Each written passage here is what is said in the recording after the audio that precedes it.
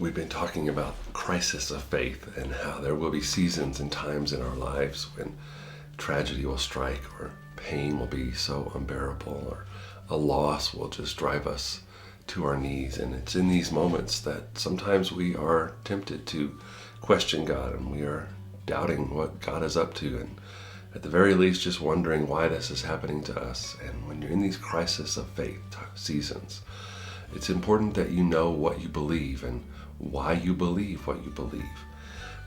We've been talking about this through the perspective of Job, and Job, who was a wealthy man and had a fantastic family and lost it all, and then got incredibly sick.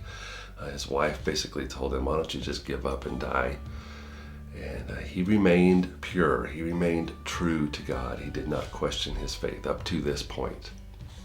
At the end of chapter 2, after Job has lost his family and his wealth and his health and the support of his wife, he has some friends show up. And I want to talk to you today about being the friend of somebody who's in a crisis. It's an important role.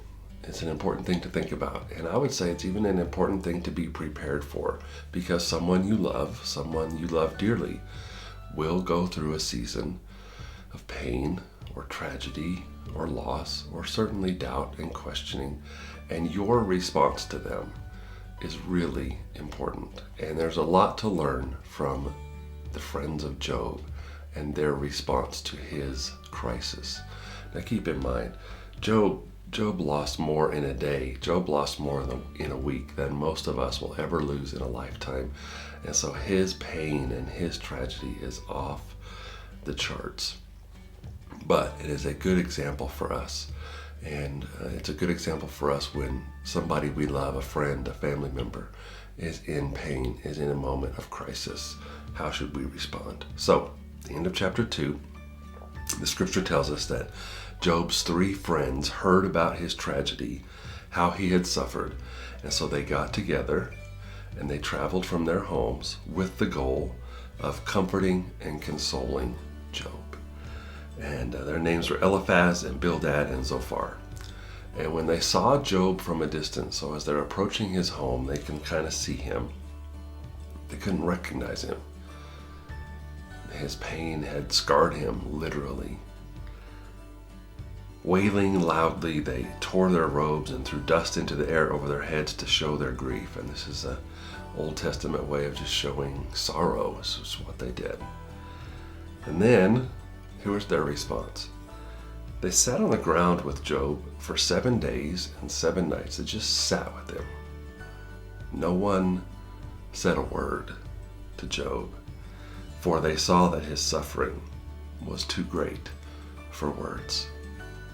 Now later, these 3 friends of Job, they really make a mess of this situation. But right here at the beginning, man, do they handle this well. They don't try to explain away Job's suffering. They don't ask a bunch of questions about what did you do to deserve this. They don't even give, answers. They just sit with him. And I think this is such an important example. This is such an important thing to be willing to do, to just be with somebody you love who's suffering, who's in pain. Just let them talk. You don't talk to them. Let them grieve with them, sit with them, cry with them. So many times I hear stories from people who have come out of a season or in the middle of a season of grief or struggle or crisis. And one of the things that frustrates them the most is the response of people who feel like they have to say something. Something like, gosh, have you tried praying about this? What's wrong with your faith? God needed a flower in his garden. That's why you're experiencing this loss. We're so tempted when there's a crisis to come up with some kind of answer. The truth is, those answers never really measure up, and those answers are never enough. So I would just challenge you. The next time that somebody you love is in a crisis, maybe they lost a loved one, maybe they're struggling with a cancer diagnosis, or maybe it's just pain. But whatever it is, and your goal is to console them, my challenge to you is not to offer quick answers. And my challenge to you is not to feel the need to explain it all away, because the answers don't add up and you can't explain it away. And at the end, what they really need is just somebody to be with them.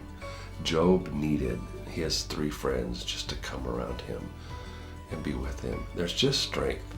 I remember when our family was in a huge crisis, there was a guy who just came and sat in my office one day. I was having a terrible, terrible day and was questioning my faith and my call to ministry and all of it. And he just sat there with me. He didn't say a word and gave me a hug, and then he left. And it was so comforting just to be able to go about my business and try to wrestle with some stuff. And here's my friend who's just here to be with me. I know you're struggling, just gonna be here with you. There is strength in your presence. I took a class in college, and one of the things we talked about was the ministry of presence, just being there. This is what's going on in the book of Job. This is what his friends were doing. Now, they made a mess of it later and started asking stupid questions. But it's an example for us. When somebody you love is in a crisis, just be there. Mouth shut, ears open, heart open. Be there. It's an important role for somebody in a crisis of faith.